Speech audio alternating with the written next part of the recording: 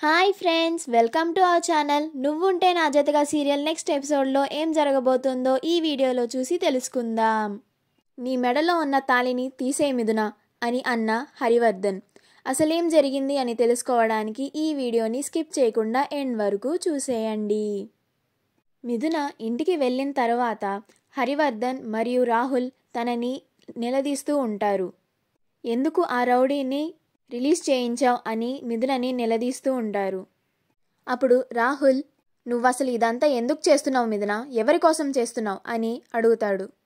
అప్పుడు మిథున, నేను ఇది ఎవరి కోసమో చేయలేదన్నయ్య, కేవలం నా వల్ల ఎవరూ బాధపడకూడదు, నా వల్ల ఎవరికి హాని కలగకూడదు అనే ఉద్దేశంతోనే నేను ఇలా చేశాను అని అంటుంది.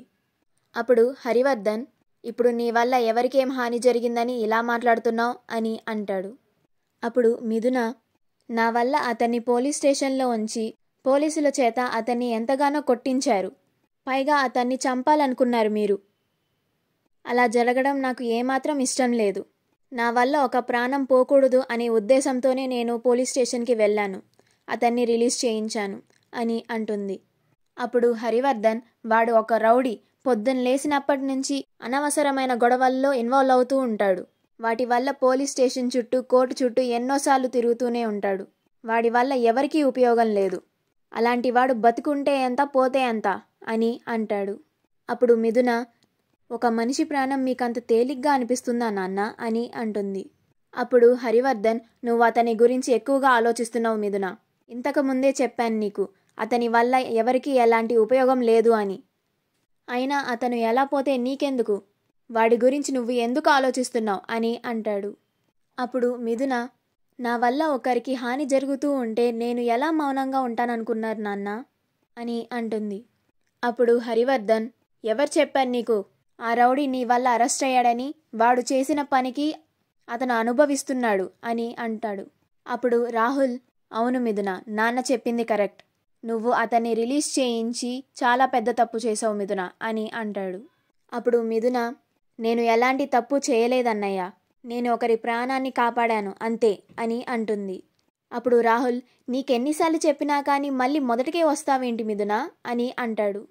అప్పుడు హరివర్ధన్, అసలు ఈ గొడవంతా మొదలైంది నువ్వు నీ మెడలో ఉన్న తాళి తీయకపోవడం వల్లే, ముందా తాళిని తీసే అని అంటాడు. దానివల్ల ఎవరికీ మనశ్శాంతి లేకుండా పోయింది అని అంటాడు.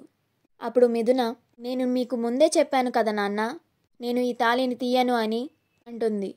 అప్పుడు హరివర్ధన్, అదే ఎందుకు తీయవు, నీకు నీ జీవితంలో ముందుకెళ్లాలని లేదా అని అంటాడు. నువ్వు నీ మెడలో ఉన్న తాళిని తీసేస్తే ఆదిత్య నువ్వు చక్కగా పెళ్లి చేసుకొని సంతోషంగా మీ జీవితాన్ని గడపచ్చు. నా మాట విను మిథున, ఆ తాళిని తీసే అని అంటాడు. అప్పుడు మిథున, ఆదిత్యతో నా పెళ్లి జరిగితే నా జీవితం సంతోషంగా ఉంటుందని మీరు గ్యారెంటీ ఇవ్వగలరా నాన్న అని అంటుంది. అప్పుడు హరివర్ధన్ అలాగే ఆశ్చర్యపోయి మిథున వైపు చూస్తూ ఉంటాడు. అప్పుడు మిథున, ఏ ఆడపిల్ల జీవితంలోనైనా తనకి ఒక్కసారే పెళ్లి జరుగుతుంది, నా విషయంలో కూడా అదే జరిగింది. నాకు ఆల్రెడీ పెళ్ళైపోయింది నాన్న, ఇది ఆ దేవుడు రాసిన రాత, దీన్ని ఎవ్వరూ మార్చలేరు అని అంటుంది. మీరు ఎన్నిసార్లు చెప్పినా కానీ నా మెడలో ఉన్న ఈ తాళిని మాత్రం నేను తీయను అని అంటుంది. మా వీడియో కనుక మీకు నచ్చినట్లయితే లైక్ చేయండి, షేర్ చేయండి, మా ఛానల్ని సబ్స్క్రైబ్ చేసుకోండి, పక్కనే ఉన్న బెల్ ఐకాన్ని క్లిక్ చేయడం మాత్రం మర్చిపోకండి.